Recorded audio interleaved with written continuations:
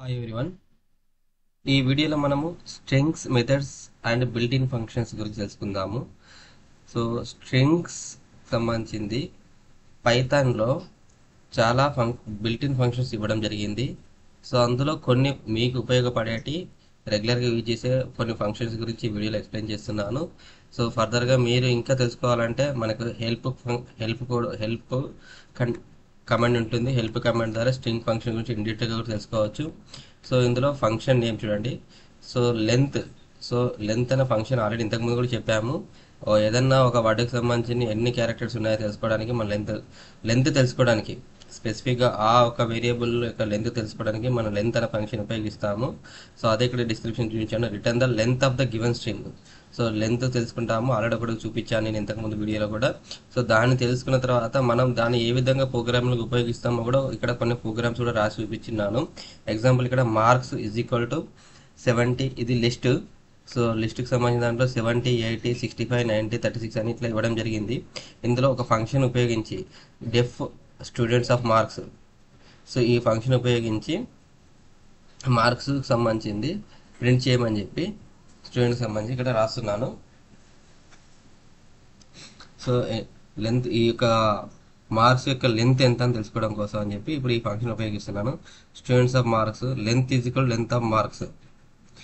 Length అనే function ఏం చేసింది, మార్క్స్ యొక్క వేరియబుల్, మార్క్స్ అనే వేరియబుల్ సంబంధించిన వాల్యూస్ ఏమైతే ఉన్నాయో వాటిని కౌంట్ చేసేసి ఈ లెంత్ అనే వేరియబుల్లో స్టోర్ చేయడం జరుగుతుంది. సో దాన్ని ఇక్కడ print of length of marks, length. So ఇక్కడ లెంత్ ఆఫ్ మార్క్స్ అనేది మనకి అవుట్పుట్లో ప్రింట్ అవుతుంది. ఈ పక్కన లెంత్ అనేది సంబంధించిన వేరియబుల్ ఏదైతే ఉందో ఈ వేరియబుల్ ఉన్న వాల్యూ మనకి అవుట్పుట్లో చూపించడం జరుగుతుంది. సో లెంత్ ఆఫ్ వేరియబుల్ ఎంత వస్తుంది, 1 2 3 4 5. సో 5 క్యారెక్టర్స్ని ఇక్కడ రావడం జరిగింది. ఇక్కడ నెక్స్ట్ ఏం చేశాను, for I in range of 0 to length. So range means already range function గురించి చెప్పడం జరిగింది. సో ఇది స్టార్టింగ్ వాల్యూ 0 అవుతుంది, లెంత్ అంటే ending value. So 0 to 5 range value వచ్చేసి 1 2 3 4 వరుసగా మనకు టపుల్స్ ప్రింట్ చేస్తుంది. ఒక్కొక్క వాల్యూ అనేది ఈ ఐలో స్టోర్ అవుతుంది. స్టోర్ అయ్యి ఆ పర్టికులర్ పొజిషన్, ఇండెక్స్ పొజిషన్ ప్రకారము మార్క్స్ ఆఫ్ 5. సో ఇండెక్సింగ్ ఎట్లా మనం రిట్రీవ్ చేసుకోవచ్చు చెప్పడం జరిగింది. మార్క్స్ ఆఫ్ ఈ 0th వాల్యూ ఏదైతే ఉందో ఆ 0th వాల్యూలో ఉన్నది మనకి ఇక్కడ ప్రింట్ చేయడం జరుగుతుంది. ప్రింట్ చేసుకుంటూ సపరేటర్ వచ్చేసి కామా అనే సపరేటర్ ద్వారా మనము ఇక్కడ ప్రింట్ చేస్తున్నాము. ఎండింగ్ వచ్చేసి నెక్స్ట్ లైన్ కాకుండా సేమ్ లైన్లో హారిజెంటల్గా ప్రింట్ చేయమని చెప్పి ఇక్కడ కామెంట్ రాయడం జరిగింది. ఇది మనం ఎగ్జిక్యూట్ చేస్తే ఆటోమేటికల్లీ మనకి ఈ ఫంక్షన్ అనేది ఎగ్జిక్యూట్ అవుతుంది. ఈ ఫంక్షన్ ఎగ్జిక్యూట్ అయిన తర్వాత దీన్ని కాల్ చేయాలంటే మనం ఏం చేయాలి, ఫంక్షన్ కాల్ చేయాల్సి ఉంటుంది. అంటే స్టూడెంట్ ఆఫ్ మార్క్స్ అనేది ఈ ఫంక్షన్ కాల్ మనం కాల్ చేసామనుకోండి, call means nothing but invoke చేస్తే ఇప్పుడు మనకి ఈ రెండు కూడా ఎగ్జిక్యూట్ అవుతాయి. ఒకవేళ మీరు ఆల్రెడీ అవుట్పుట్ ప్రింటెడ్ అనుకుంటున్నారు, నేను ఒకవేళ మళ్ళీ పెంచి చూస్తాను. లెంత్ ఆఫ్ క్యారెక్టర్ వచ్చేసి 32, ఇంకొక ఒక డాటా వాల్యూ అనేది ఇవ్వడం జరిగింది ఎక్స్ట్రా. ఇప్పుడు లెంత్కి సంబంధించింది చెక్ చేద్దాము. సో మళ్ళీ నేను రీఎగ్జిక్యూట్ చేసి స్టూడెంట్స్ ఆఫ్ మార్క్స్ ఇన్వోక్ చేయడం జరిగింది. సో లెంత్ ఆఫ్ మార్క్స్ వచ్చేసి చూడండి, ఇప్పుడు ఆర్ వాల్యూస్ ఇచ్చాం కాబట్టి 6 వచ్చింది. ఆ 6 ఏంటి అంటే కూడా ఇక్కడ మనం ప్రింట్ చేయడం జరిగింది. ఈ విధంగా లెంత్ ఫంక్షన్ ఉపయోగించి మనం లెంత్ తెలుసుకోవచ్చు. అట్ ద సేమ్ టైం మన లెంత్కి సంబంధించిన దాన్ని బట్టి మనము రేంజ్ ఫంక్షన్ ఉపయోగించి కూడా ఫర్ ఫంక్షన్ ద్వారా ట్రావర్స్ అంటే వాల్యూస్ని ట్రావర్స్ చేయడానికి పాసిబుల్ అవుతుంది. సేమ్ థింగ్ ఇంకొక ఎగ్జాంపుల్ కూడా ఇవ్వడం జరిగింది. Mark sorting lowest to highest. ఈ 70, 80, 65, 90, 36 ఏవైతే ఉన్నాయో ఇవి ఒక ఆర్డర్లో లేవు. సో వీటిని మనము లోయెస్ట్ నుండి హైయెస్ట్లోకి మనం మార్చమని చెప్తున్నాము. సో దానికి కూడా ఉపయోగించిన ఫంక్షన్ వచ్చేసి సార్టింగ్ అనే ఫంక్షన్. ఇందులో length is equal length of marks for I in range of 0, length -1. So length -1 nothing but ఇక్కడ ఏంది, ఇది outer loop.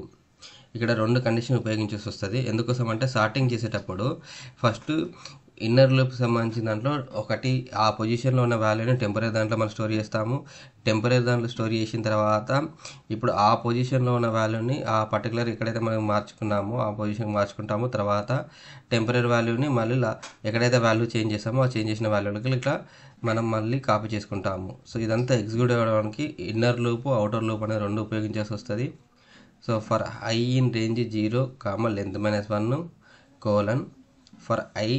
For j in range of 0, length -i -1, then inner loop.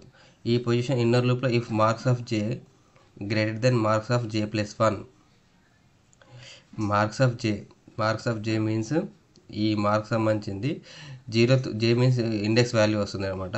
So మార్క్స్లో జీరోకి సంబంధించిన value ఏదైతే ఉందో, zeroth value అంటే example ఇక్కడ 70 greater than j plus 1 అంటే నెక్స్ట్ పొజిషన్ ఎంత, ఇక్కడ 80. So marks of 70 greater than j next position అయితే ఈ మార్క్స్ ఆఫ్ jకి సంబంధించింది టెంపరల్ స్టోర్ చేయమని చెప్తున్నాము. చేశాక ఆ నెక్స్ట్ పొజిషన్ వాల్యూ ఏదైతే ఉందో అంటే 80కి సంబంధించిన దాన్ని మళ్ళీ మా ఇండెక్స్ 0లోకి తీసుకురామని చెప్పి ఇక్కడ కాపీ చేస్తాము. నెక్స్ట్ ఈ మార్క్స్ ఆఫ్ j ప్లస్ 1లో ఉన్న అంటే ఆల్రెడీ టెంపరల్లో మనం వాల్యూ స్టోర్ చేసాం కాబట్టి ఈ టెంప్లో ఉన్న వాల్యూని మళ్ళీ మనము మార్క్స్ j ప్లస్ 1లో పొజిషన్లకి మూవ్ చేసాము. అట్లా ప్రతి స్టెప్లో కూడా ఈ వాల్యూ అనేది వెరిఫై చేసుకుంటూ ఆ మార్క్స్ ఆఫ్ ఇండెక్స్ వాల్యూలో ఉన్న మొదటి హైయెస్ట్ వాల్యూని నెక్స్ట్ పొజిషన్ మూవ్ చేసుకుంటూ ఫైనల్గా రిజల్ట్ ఏదైతే ఉంటుందో ఆ రిజల్ట్ అంతా కూడా ఈ మార్క్స్ అనే దాంట్లో స్టోర్ అవుతుంది.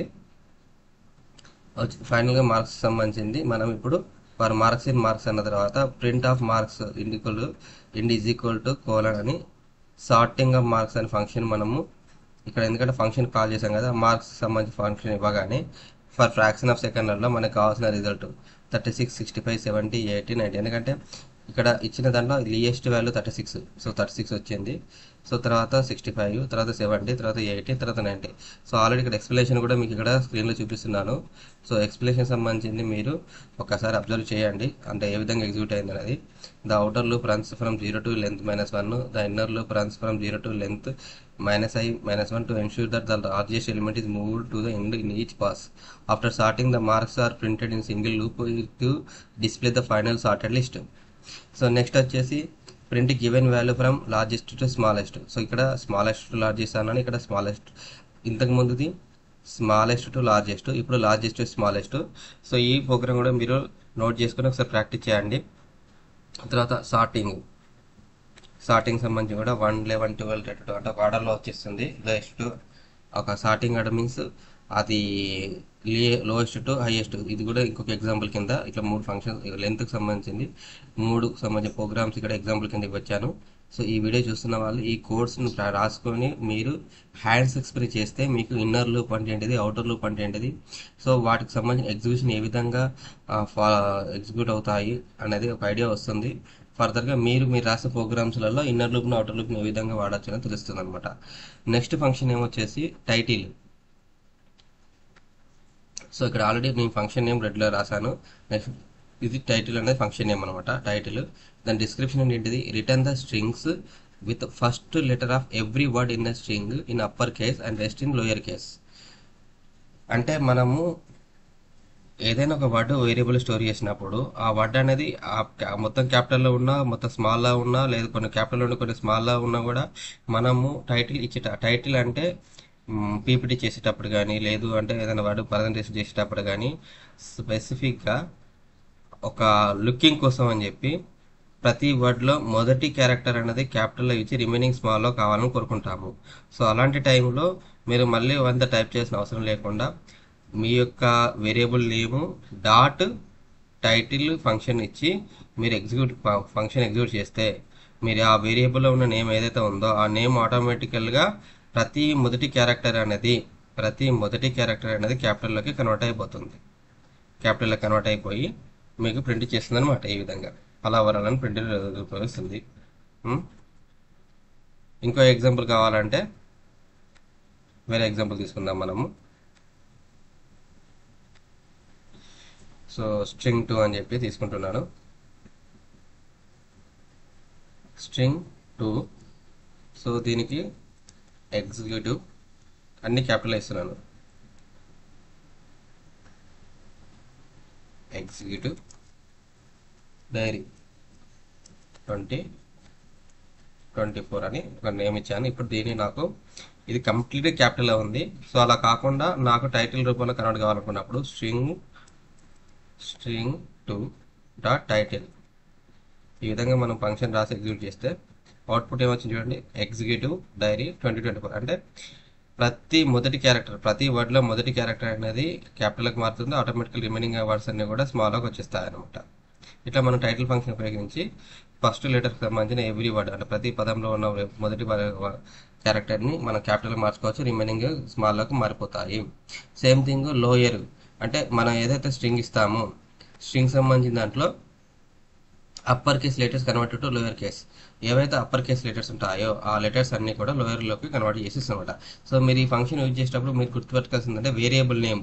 So variable name dot lower function name. So ఇక్కడ మీకు ఆటోమేటిక్గా అర్థమవుతుంది. మనం ఫంక్షన్ ఇక్కడ లోయర్ తర్వాత ఈ రెండు పారాంథసిస్ ఇచ్చామనుకోండి, ఓపెన్ అండ్ క్లోజింగ్ పారాంథసిస్ ఇది ఇన్వోక్ చేసామంటే దాని అర్థం లోయర్ అనే ఫంక్షన్ని ఇన్వోక్ చేస్తున్నామని అర్థం చేసుకొని పైథాను దీంట్లో ప్రకారము మనకు కావాల్సిన అవుట్పుట్ అనేది ప్రింట్ చేస్తుంది. సో ఇది మొత్తం లోయర్ అనేది ఏం చేస్తుంది, మనం ఇచ్చిన వర్డ్లకు సంబంధించి అన్ని లో లెటర్లకు కన్వర్ట్ చేసుకొని ప్రింట్ చేస్తుంది అనమాట. సేమ్ థింగ్ అప్పర్ కూడా ఏం చేస్తుంది, మనం ఇచ్చిన ఫంక్షన్లోని ఆల్ స్మాల్ లెటర్స్ని కూడా అప్పర్లోకి కన్వర్ట్ చేసి మనకు ప్రింట్ చేయడం జరుగుతుంది. సో ఈ విధంగా. Next counters, string starting and ending. So ఈ ఫంక్షన్ మనకి ఏ విధంగా ఉపయోగపడుతుంది, returns number of times string occurs in the given string. If we do not give starting index and end index, then search the start from 0 and end at length of the string. అంటే ఈ counter ఏంటంటే స్పెసిఫిక్గా మనము ఏదన్నా ఒకటి search చేస్తాం కదా, already మీకు సెర్చ్కి సంబంధించిన ఐడియా ఉంటుంది.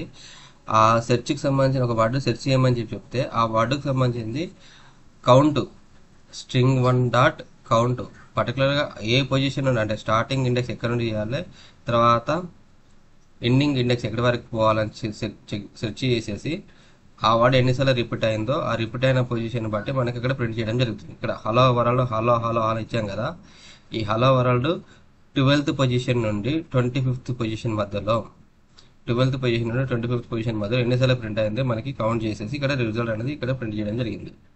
సో స్ట్రింగ్ 1 కౌంట్ అనేది ఒకవేళ మనము స్టార్టింగ్ ఏమి ఇవ్వకుండా స్టార్టింగ్ పొజిషన్ ఎండింగ్ పొజిషన్ ఇవ్వకపోతే బై డిఫాల్ట్గా పైథాన్ ఏం చేస్తుంది, స్టార్టింగ్ వచ్చేసి 0 కింద కన్వర్ట్ చేసుకుంటుంది, ఎండింగ్ వచ్చేసి n-1 అంటే టోటల్ లెంత్ ఎంతైతే ఉంటుందో ఆ లెంత్కి సంబంధించిన స్ట్రింగ్ తీసుకొని మనకి అక్కడ ప్రింట్ చేయడం జరుగుతుంది అనమాట. ఇప్పుడు మొత్తం ఇక్కడ హలో ఎన్నిసార్లు కౌంట్ చేసి ఇచ్చింది మనకి 4 times. తర్వాత next find string starting end. So return the first occurrences of index of substring string occurring in the given string. First occurrences of index. So please remember this word. First occurrences of index of substring string occurring in the given string. If we do not give start and end, the searching start from index 0 and end the length of the string. If the substring is not present the given string, then the function return -1. అంటే ఇక్కడ find function ఏం చేస్తుందంటే మనము ఇచ్చిన వర్డ్లో ఆ particular word search చేయమని చెప్తే ఆ సెర్చ్ చేసే వర్డ్ ఈ పర్టికులర్ రేంజ్లో ఇండెక్స్ స్టార్టింగ్ నుండి ఎండింగ్ వరకు ఈ రేంజ్లో ఎన్నిసార్లు రిపీట్ అయిందో చెక్ చేసుకొని అందులో మొదటిసారి ఉన్న దాని పొజిషన్ని మనకి ఇక్కడ ప్రింట్ చేసి ఇస్తుంది అనమాట. మొదటిసారి ఎక్కడైతే హెచ్ వాల్యూ స్టార్ట్ అవుతుందో ఆ పొజిషన్లో ఉన్న వాల్యూని మనకి ఈ 10th నుండి 20 వరకు మనకి ఇక్కడ ప్రింట్ చేసి ఇస్తుంది. నెక్స్ట్ స్ట్రింగ్ 1 డాట్ ఫైండ్ హలోకి సంబంధించింది. ఇక్కడ మనం ఇండెక్స్ స్టార్టింగ్ అండ్ ఎండింగ్ ఇవ్వలేదు కాబట్టి ఆటోమేటిక్గా 0th నుండి ఇక్కడ మన పొజిషన్ స్టార్ట్ అయిందని చెప్పి ఇక్కడ పొజిషన్ ఇవ్వడం జరిగింది. At the same time string 1 find H he అంటే ఈ పర్టికులర్గా మనం ఏదైతే సెర్చ్ చేయమని చెప్తున్నామో అక్కడ సెర్చ్ చేయమన్న వాడు లేకపోతే రిజల్ట్ అనేది మనకి -1 చూపిస్తుంది. తర్వాత ఫంక్షన్ నేమ్ ఇండెక్స్ అంటే మనకి మన యొక్క ఇండెక్స్ వాల్యూ తెలియదు అనుకున్నప్పుడు ఆ వర్డ్ మీకు ఐడియా ఉంది, ఆ వర్డ్లో ఉన్న ఇండెక్స్ పొజిషన్ మాకు ఐడియా లేదు అనుకుంటే ఇండెక్స్ పొజిషన్ తెలుసుకోవడానికి కూడా మనము స్ట్రింగ్ 1 డాట్ ఇండెక్స్ ఈ ఫంక్షన్ ఉపయోగించి ఇండెక్స్ పొజిషన్ తెలుసుకోవచ్చు. Next Ind with return Ind with అనే ఫంక్షన్ నేమ్ ఏం చేస్తుందంటే return true if the given string end with the supplied sub string otherwise return falls. మనం ఏదైతే వేరియబుల్ డిక్లేర్ చేసామో example string 1 is hello world, ఈ hello వరల్డ్లో string 1 end with world అని అడుగుతున్నాము. సో పైథాన్ ఏం చేస్తుంది, ఎండ్ విత్ అన్నప్పుడు మనం ఏదైతే సబ్ స్ట్రింగ్ ఇస్తున్నామో ఇది మెయిన్ స్ట్రింగ్ అవుతుంది. ఈ మెయిన్ స్ట్రింగ్లో substring world. So world అనే పదం ఈ మెయిన్ స్ట్రింగ్ వరల్డ్ అనే పదంతో ఎండ్ అయిందా లేదా చెక్ చేసుకొని ఒకవేళ ఎండ్ అయితే ట్రూ వస్తుంది, లేదు అంటే ఫాల్స్ అని ఇవ్వడం జరుగుతుంది. ఈ విధంగా రిజల్ట్ అనేది మనకి రావడం జరుగుతుంది. తర్వాత starting with same thing opposite direction ending position ఎట్లయితే ఉందో మనం ఇచ్చిన పొజిషన్లో మన వర్డ్ అనేది ఏదైతే చెక్ చేయమని చెప్తున్నామో అది స్టార్టింగ్లోనే ఉందా లేదా అని వెరిఫై చేస్తుంది. ఒకవేళ స్టార్టింగ్లో ఉంటే మనకి ట్రూ ఇస్తుంది, లేదు అంటే రిజల్ట్ అనేది రాంగ్ వస్తుంది అనమాట. ఇక్కడ హలోలో హెచ్ఈ అనేది ట్రూ, ఇక్కడ బట్ హెచ్ఈ డబ్ల్యూ అన్నాను కదా, నెక్స్ట్ మనకి ఎక్కడ లేదు కాబట్టి ఫాల్స్ అని రావడం జరిగింది. తర్వాత ఈజ్ ఆల్ఫా న్యూమరిక్. సో ఇచ్చిన యొక్క క్యారెక్టర్లో return true if character of the string are either alphabet or numeric of the given string are either alphabets or numeric. If white space or special symbols are part of the given string or the string is empty, is written false. So is is alpha numeric means ఇచ్చిన వర్డ్లో ఐదరు కంప్లీట్గా alphabets అని అయి ఉండాలి, లేదు numerics అని అయి ఉండాలి. So అలా అయితే ఆ పర్టికులర్ కండిషన్ ట్రూ అవుతుంది. లేదు అందులో స్పెషల్ క్యారెక్టర్స్ అంటే స్పేస్ కానీ యాంపర్సన్ కానీ అండర్ స్కోర్ కానీ ఏమైనా ఉంటే అది మనకి అక్కడ ఎర్రర్ అని చూపిస్తుంటే ఫాల్స్ అని చూపించడం జరుగుతుంది అనమాట. ఇక్కడ హలో వరల్డ్లో హలో స్పేస్ వరల్డ్ ఉంది, అందువల్ల మనకి ఈజ్ ఆల్ఫా న్యూమరిక్ అంటే ఫాల్స్ అని చూపించింది.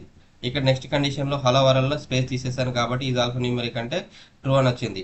నెక్స్ట్ కండిషన్లో హలో వరల్డ్ 1 2 3 అని ఇవ్వడం జరిగింది. హలో వరల్డ్ 1 2 3 అని ఇచ్చిన తర్వాత ఇది కండిషన్ వెరిఫై చేస్తే అంటే ఆల్రెడీ క్యారెక్టర్స్ ఉన్నాయి అండ్ ఆల్ఫా న్యూమరిక్ అన్నాం కాబట్టి క్యారెక్టర్స్తో నెంబర్స్ కూడా ఉన్నాయి, ఈ రెండు కూడా మ్యాచ్ చేసుకొని ఇది ట్రూ అని ఇవ్వడం జరిగింది. బట్ ఇక్కడ ఈ కండిషన్కి వచ్చేసరికి characters numbers and special characters అంటే మనం పాస్వర్డ్లో మెన్షన్ చేస్తాం కదా అప్పర్ క్యారెక్టర్ స్పెషల్ క్యారెక్టర్ ఉండాలని చెప్పి. సో ఇట్లా ఇస్తే ఇది ఆల్ఫా న్యూమరిక్ కండిషన్లో ఫాల్స్ అని చూపించడం జరుగుతుంది. Is lower. సో ఇచ్చిన కండిషన్ ఏంటిది అంటే మనం ఆ పర్టికులర్ స్ట్రింగ్ అనేది లోయర్ అయితే మనకి ట్రూ అని వస్తుంది, అదర్వైజ్ ఫాల్స్ అని వస్తుంది అనమాట. ఇచ్చిన కండిషన్ కంప్లీట్గా లోయర్ ఉంటే return true if the string is non empty and has all lower case alphabets or has at least one character as lower case alphabet and rest are non alphabet characters.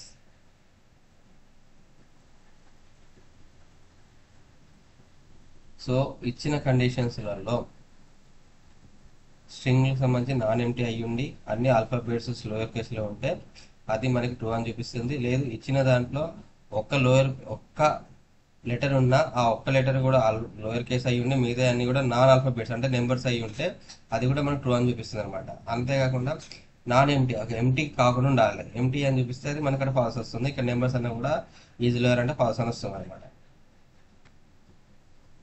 Is upper. So same thing లోయర్కి సంబంధించి ఏ విధంగా అంటున్నామో upper కూడా ఆ విధంగా మనకు alphabets సంబంధించింది అవన్నీ ఆల్ఫాబెట్స్ అప్పరా కాదా చెక్ చేసుకుంటుంది. అందులో ఇచ్చిన దాంట్లో కంపల్సరీగా number return true if the string is non empty అంటే ఎంటీ కాకూడదు and as all upper case alphabets or as at least one character upper case character and rest are non alphabet characters. So ఈ విధంగా మనము is upper character ఉపయోగించి కూడా మనం వాల్యూను verify చేసుకోవచ్చు. తర్వాత is space return true if the string is non empty and all characters are white space. String is non empty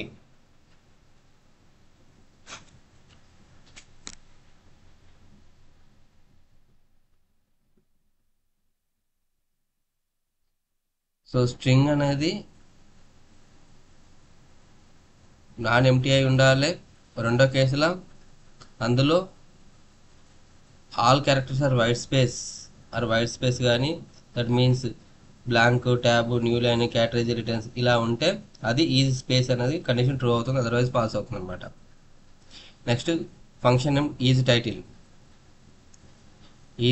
సంబంధించిన description return true if the string is non empty and title case that is the first letter of every word in the string is upper case and rest in lower case. So ఇంతకుముందు స్టార్టింగ్లో చెప్పాము title అనే function ఉపయోగించి మనము మన యొక్క వర్డ్లో ఇచ్చిన వర్డ్లలో మొదటి లెటర్ క్యాపిటల్లోకి రిమైనింగ్ లెటర్ స్మాల్లో కన్వర్ట్ చేసుకోవచ్చు. సో అవి ఆ విధంగా ఉన్నాయా లేదా చెక్ చేసుకోవడానికి ఈజ్ టైటిల్ ఉపయోగిస్తారు అనమాట. ఎల్ స్ట్రిప్ నెక్స్ట్ వచ్చేసి ఎల్ స్ట్రిప్ అంటే left side strip return the string after removing the space only on the left of the string. So ఇక్కడ string 1 is equal to left side సంబంధించింది space ఇచ్చాము, తర్వాత hello world తర్వాత right side space ఇచ్చాము. So L strip ఏం చేస్తుందంటే only left side space మాత్రం remove చేసి వాటిని రిపోర్ట్ మనకి ప్రింట్ చేసి ఇస్తుంది అనమాట. సో మీకు ఇది రియల్ లైఫ్లో ప్రోగ్రామ్ రాసేటప్పుడు ఏదన్నా వెబ్ స్క్రాపింగ్ చేస్తున్న టైంలో ఈ స్ట్రిప్ అనే ఫంక్షన్ ఉపయోగపడుతుంది. అంతేకాకుండా డేటా అనాలిసిస్ చేసేటప్పుడు కూడా మీ యొక్క డేటా ఫ్రేమ్లో పర్టికులర్ కాలంలో ఆ స్పేసెస్ ఏమైనా రిమూవ్ చేయాలనుకున్నప్పుడు కూడా ఈ ఫంక్షన్ ఉపయోగపడుతుంది, స్ట్రింగ్ అనే సంబంధించింది. సో ఎల్ స్ట్రిప్ అంటే లెఫ్ట్ సైడ్ స్ట్రిప్ సంబంధించి చేస్తుంది.